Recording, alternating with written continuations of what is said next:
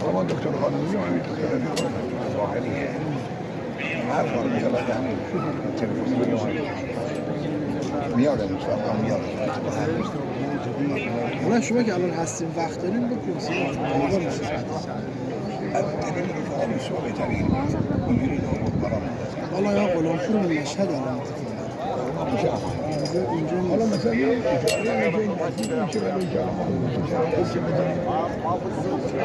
اجاره که از اون خالی بمونه که بخریم که تاکسی چون بالاخره هم هزینه رو داریم میکنیم دیگه